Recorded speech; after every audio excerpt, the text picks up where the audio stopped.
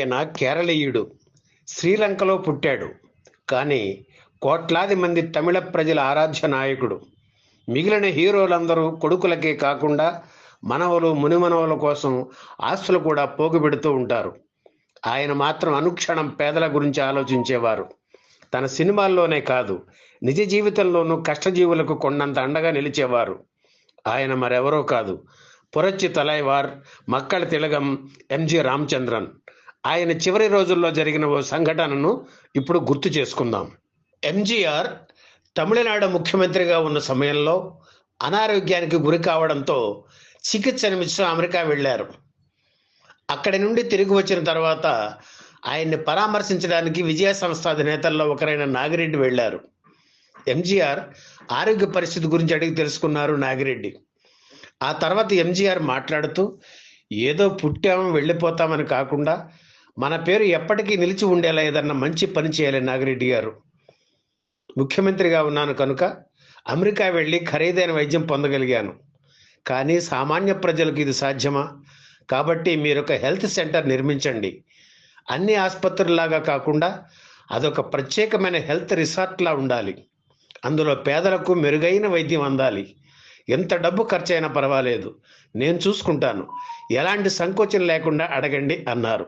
ఆయన మంచి మనసుకు, పేదల పట్ల ఉన్న అభిమానానికి నాగిరెడ్డి కదిలిపోయారు. అందుకే ఆయన ఆశయానికి తన వంతు సహకారం అందించాలని అనుకున్నారు. భగవంతుడి దయ వల్ల డబ్బుకు లోటు లేదు సార్, మీ ఆశీస్సులు ఉంటే చాలు, మీ ఆశయాన్ని నెరవేరుస్తా, విజయ హెల్త్ సెంటర్ నిర్మిస్తా అని హామీ ఇచ్చారు నాగిరెడ్డి. ఎంజీఆర్ దగ్గర నుంచి తిరిగి వచ్చేసిన తర్వాత ఆలోచన ప్రారంభించారు నాగిరెడ్డి. హాస్పిటల్ నిర్మాణం అంటే మాటలు కాదు కదా, చాలా డబ్బు కావాలి.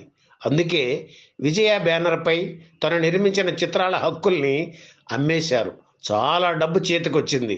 దాంతో ఆసుపత్రి నిర్మాణం ప్రారంభించారు. ఒకప్పుడు ఎన్నో చిత్రాల పాటల రికార్డింగులు, షూటింగ్స్ జరిగిన విజయ గార్డెన్స్లో ఈ ఆసుపత్రి నెలకొల్పారు.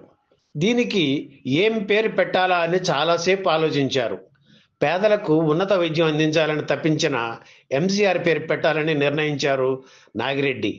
అదే విషయం ఆయనకు చెప్పారు. కానీ తన పేరు వద్దన్నారు ఎంజీఆర్. నాగిరెడ్డి పిల్లలంటే ఎంజీఆర్కు చాలా ఇష్టం. చిన్న వయసులోనే కన్నుమూసిన నాగిరెడ్డి పెద్దబ్బాయి పేరు పెట్టమని సూచించారు ఎంజీఆర్. ప్రసాద్ మెమోరియల్ హాస్పిటల్ను ఎంజీఆర్తోనే ప్రారంభించాలని నాగిరెడ్డి అనుకున్నారు. కానీ అంతలోనే ఎంజీఆర్ ఆకస్మికంగా కన్నుమూశారు. దాంతో ప్రసాద్ మెమోరియల్ పేరుతో ప్రారంభించాలని అనుకున్న విజయ హెల్త్ సెంటర్ పేరు మరి ఎంజీఆర్ మెమోరియల్ అయింది. అయితే ఎంజీఆర్ కోరిక మేరకు అందులోని ఒక విభాగానికి తన కుమారుడు ప్రసాద్ పేరు పెట్టారు నాగిరెడ్డి. ఈ వీడియో మీకు నచ్చితే లైక్ చేయండి, షేర్ చేయండి, వెంటనే సబ్స్క్రైబ్ కూడా చేయండి.